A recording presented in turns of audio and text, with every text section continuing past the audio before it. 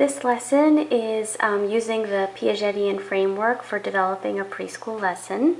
I'm in group 3, and that's a picture of my daughter when she was a preschooler. She's not anymore. Okay, so preschoolers are in the Piagetian stage of development, which is the pre-operational stage that encompasses children from the ages of 2 to 7 years of age. And children during this age group are developing some really important cognitive skills. Probably the most important cognitive skill that they're developing is that of symbolic thinking, which is a mental representation, which are when children can sort of think about something that they've experienced in the past and then actually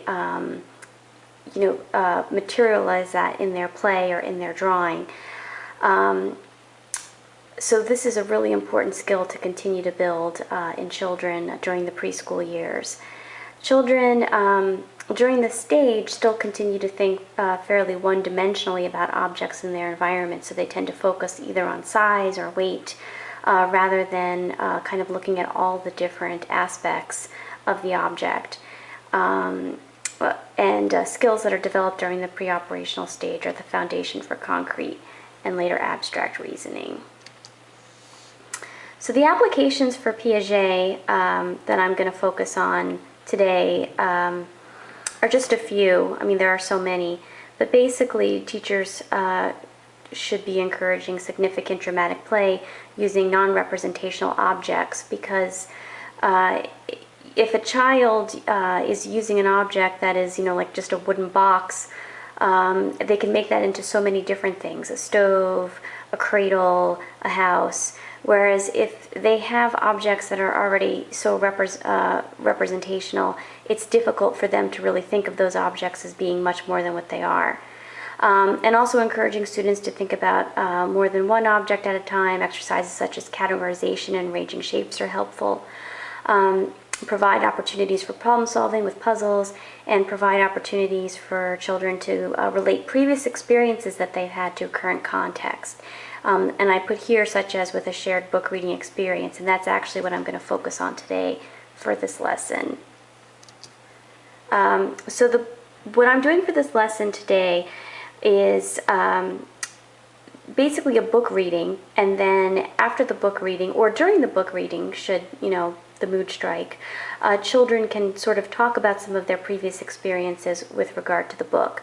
If nothing pops up during the book reading, then I can ask some open-ended questions right after the book reading. So the book that I selected was actually one of my favorites, Kevin Henkey's Kitten's First Full Moon. There is a picture of the book. It is one of my favorite books. The pictures are just beautiful, and children love animals, so it's a very natural interest point for them. Basically, during this book, the main character, the kitten, is very interested and curious, and he basically sees the moon and begins to think that it's a bowl of milk in the sky. So all of these different things happen. The kitten wants to get this bowl of milk. At first she thinks she can just lick it, but that's unsuccessful. And she gets a fly in her mouth. And then she basically goes through and she tries to jump for it, but falls.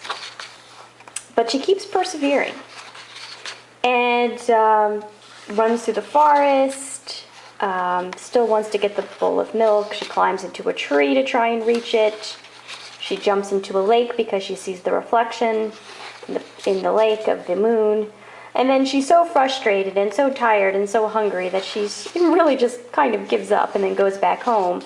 But it's got a happy ending, actually, which is really nice, that she actually has a bowl of milk just waiting for her when she gets home, and then she's falling asleep. So this is a really great activity for book for preschoolers. One, because, again, like I said, I mean, animals are such a natural interest point. And two, because they can really relate to the story. So we can, as teachers, ask some open-ended questions.